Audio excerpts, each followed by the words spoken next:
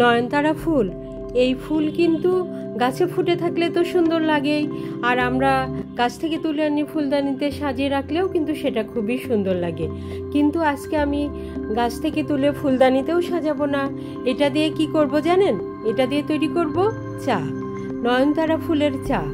হ্যাঁ, এই যে নয়নতারা ফুলের চা তৈরির জন্য আমি একটা পাত্রে পানি দিয়ে দিলাম, আর পানিটা গরম হয়ে গেলেই নয়নতারা ফুলগুলো পানির মধ্যে দিয়ে দেব।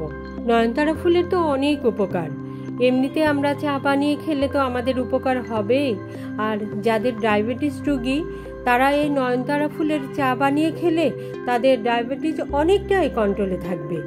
আর নয়নতারা ফুল অনেক সময় রস করে খেলেও কিন্তু ডায়াবেটিস ভালো হয়। কিন্তু আমরা যদি এইভাবে চা বানিয়ে খাই তাহলে আমাদের চাও খাওয়া হলো, আবার নয়নতারা ফুলের উপকারটাও পাওয়া হলো।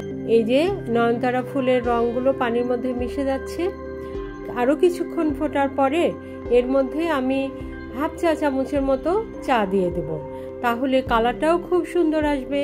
আর নয়নতারা ফুলের যত ভিটামিন সেটাও তো পানির মধ্যে চলে গেল। সব মিলে এই চায়ের ফ্লেভার, এর স্বাদ কিন্তু একটা অসাধারণ হবে। আর চিনি খেতে চাইলে তো 1 চামচ চিনি দিয়ে দেব। আর যারা ডায়াবেটিস রোগী তারা কিন্তু চিনি না খাওয়াই ভালো। আর যারা স্বাস্থ্য সচেতন ডায়েট করে তারা কিন্তু চিনি না খেয়ে এর সঙ্গে 1 চামচ মধু খেতে পারে। আর আমার মতো যাদের ডায়াবেটিসও নাই, ডায়েটও করে না, তারা কিন্তু শুধুই খেতে পারে। আমি এই চায়ের সঙ্গে কখনোই চিনি খাই না, এমনিতেই আমার কিন্তু অনেক ভালো লাগে। এই তো চায়ের কি সুন্দর একটা কালার চলে এসেছে, ফুলের কালার আর চায়ের কালার মিলে কি সুন্দর একটা কালার। এটা কিন্তু একটা অন্যরকম কালার, আর ফ্লেভারটাও কিন্তু অসাধারণ। এই চা সবাই একবার হলেও খেয়ে দেখবেন, খেতেও কিন্তু অসাধারণ, আবার উপকারও অনেক। ভিডিওটি দেখার জন্য সবাইকে অনেক ধন্যবাদ।